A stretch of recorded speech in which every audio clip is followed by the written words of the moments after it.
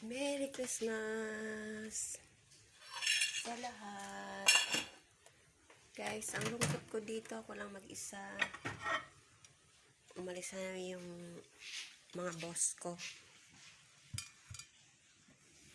Namasyal siguro sila. Ewan, saan sila pupunta?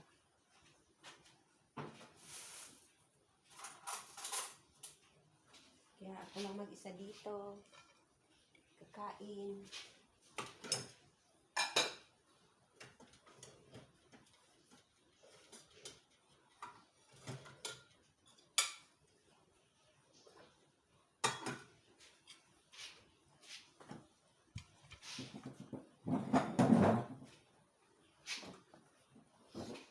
Merry Christmas po.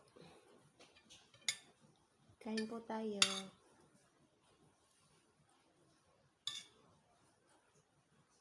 Ako lang mag-isa dito. Umalis sila. Ito ulam.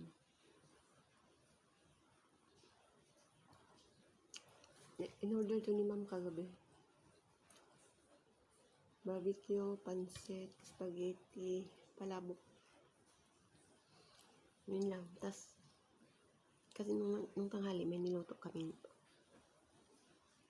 ulam.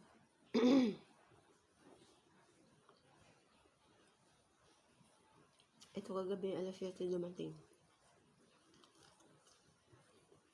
Hindi na rin kami kumain. Pagkakain namin ng hapunan. Nagsitulugan na.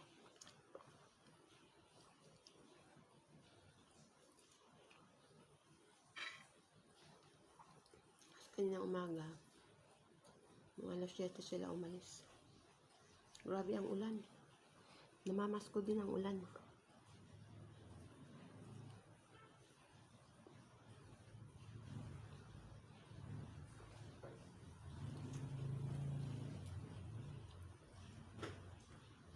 Pansit bihon.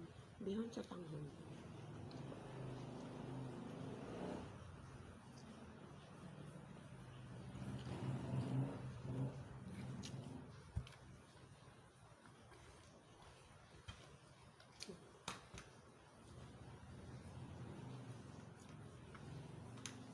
Puno na yung aking storage.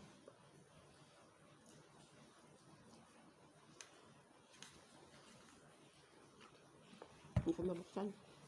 Mamaya na.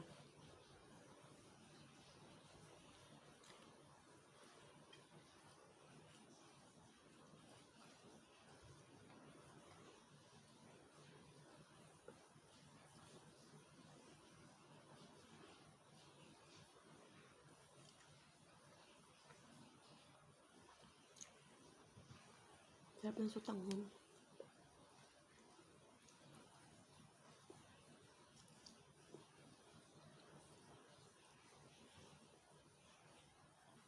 Sarap na yung ulam kasi malat. Pag pinapak mo na puro pansit, maalat.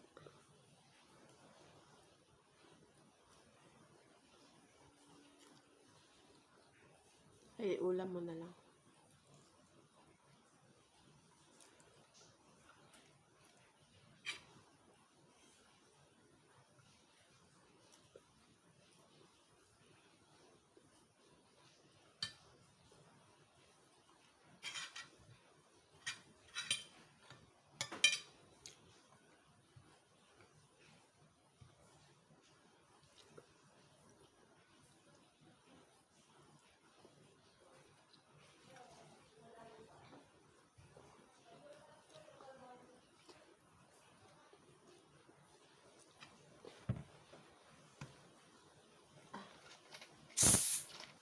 Grabe ang asid.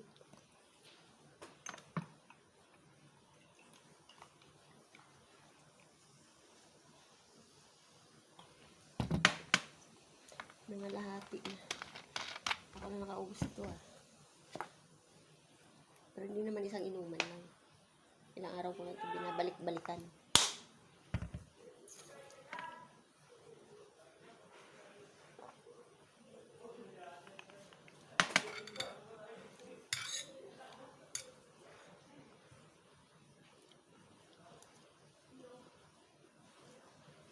Ang lungkot ng Pasko.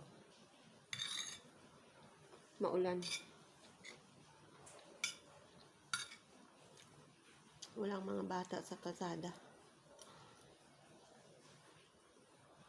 Hindi sila makaikot. Kasi maulan eh.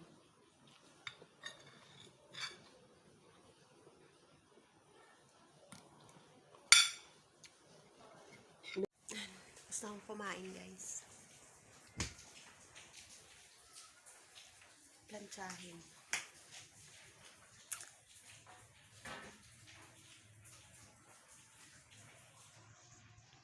Malungkot ang Pasko at umuulan. Niliwanag. Didilim ang kalangitan.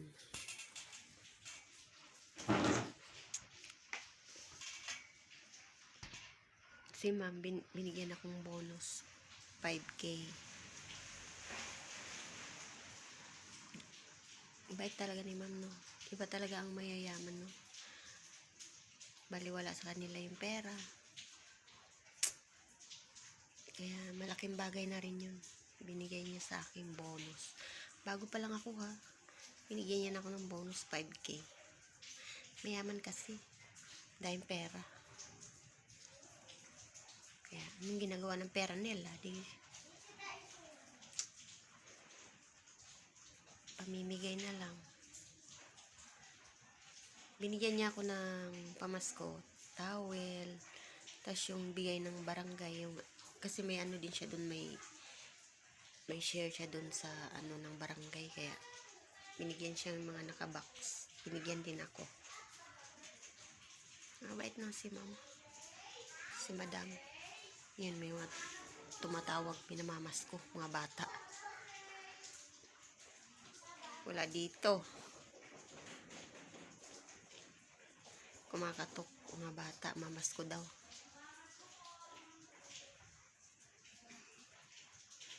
Tumitila-tila na yung ulan eh.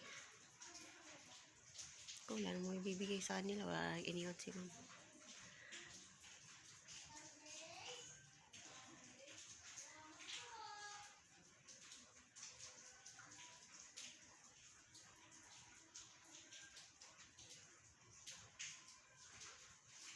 Tsaka ang mayaman pala, no?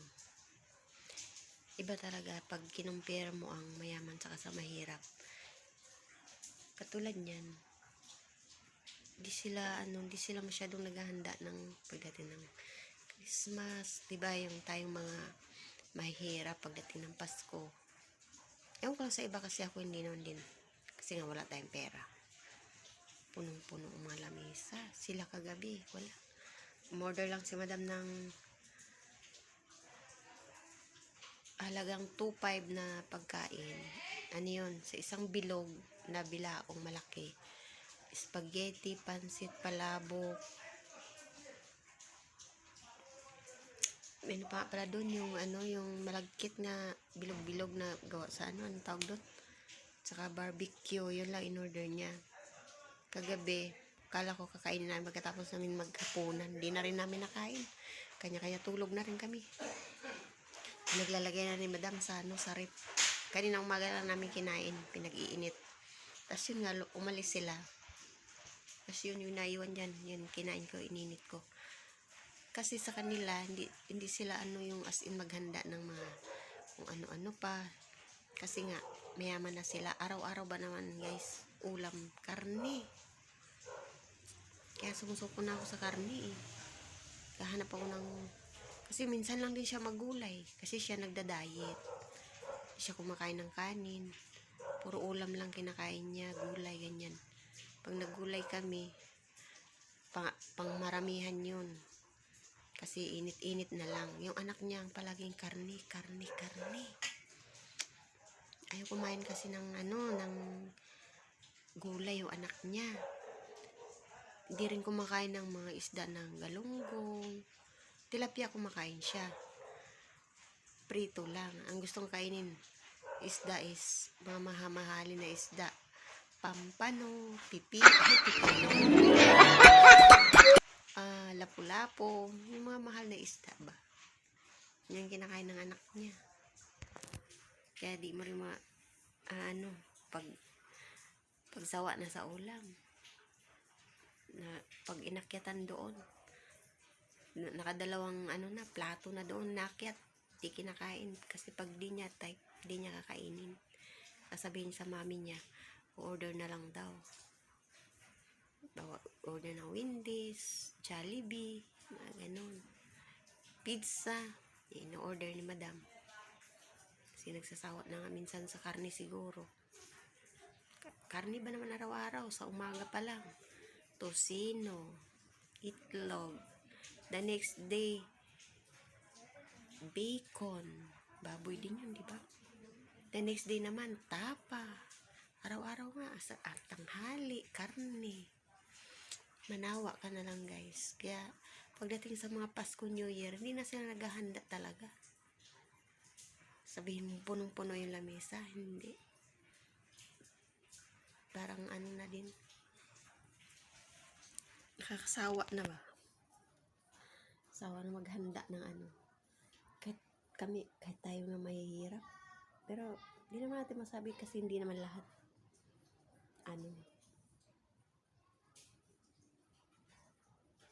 may kayang bumili, may kayang panghanda. Diba? Konting ulam lang, ayos na. Kasi mga na lang yan eh. Kumbaga pamahiin na lang yan eh. Tradisyon ba sa Pinoy? Every year and may handa talaga. Ganun. Ngayon pala hindi ako nakapaglinis ng mga paupahan. Maulan.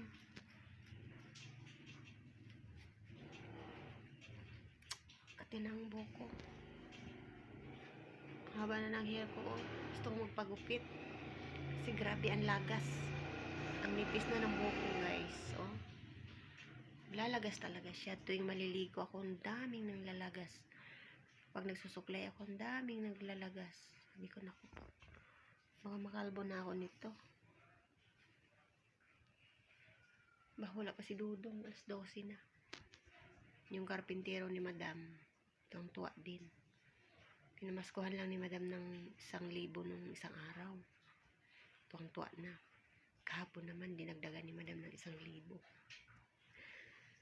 Mas pinamaskuhan ulit. Tuwang-tuwa na. Yung anak niya, inaanak ko. Kaya yun, lumabas ako kanina, bumili akong ampaw ba, yung lagayan ng pera. Nilagyan ko ng 500. Kasi nasa hospital pati. 3 weeks, mag-iisang buwan na silang sa hospital. Hospital yung bata. Baby pa, 7 months na. Kaawa rin. Di pala ako nakapagsimba. Maulan kasi, nakakatamad. Kumakalampang yung simbahan. Malapit lang simbahan dito eh. Kaya makakapagsimba ka talaga dito ng linggo-linggo. Doon kasi sa Teresa, sa amin, hindi ka makapagsimba kasi mamasahe ka pa. Magji-jeep ka pa or magta-tricycle. Isang sakay lang naman. Siyempre, di ba? Kano rin ang pamasahe. So, maganda talaga yung nilalakad mo na lang. Kaya dito, linggo-linggo makapagsimba.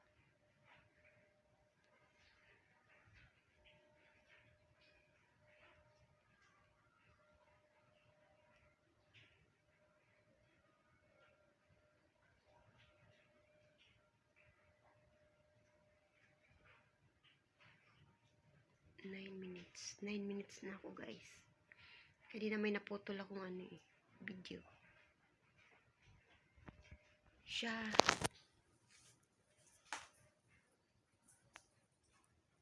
Ano ba yun? Ako pa si Dudong.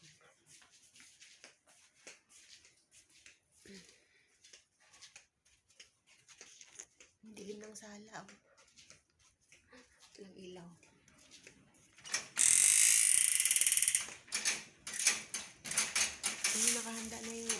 Dodong, wala pa siya.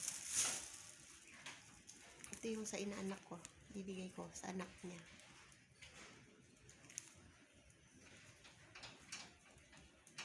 Wala pa siya. Usbosin na eh.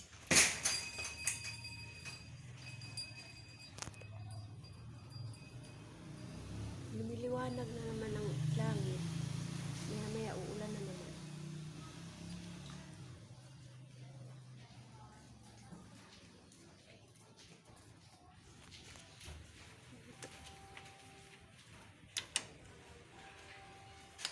Liwanag sa labas.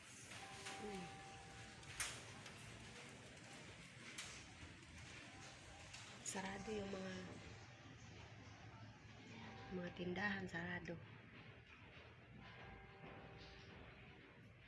Kaya yung mga tao kumakatok.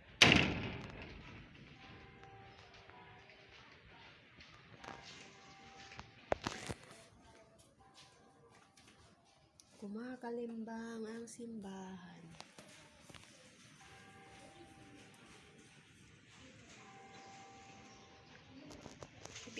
May video okayhan dito si madam. Kaya lang, ang hina ng tunog. Sarap sana kumanta. Tinan mo yung ano.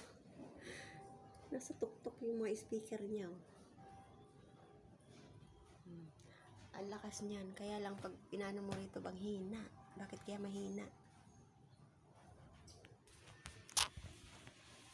Tinan mo yung mic, nakaridip. Nakaridip. Ang kakanta na ay wala. Ayan, may ano dyan. May monitor. Para sa video okay. Di naman daw marunong kasi si Dodong gumawa. Saka sira yung ampli niya. Nung nakaraang buwan ba yan, sabi niya ipapagawa niya. Hindi niya na magawa-gawa. Hindi niya mapapagawa-gawa. Hindi niya mamadala-dala sa raon.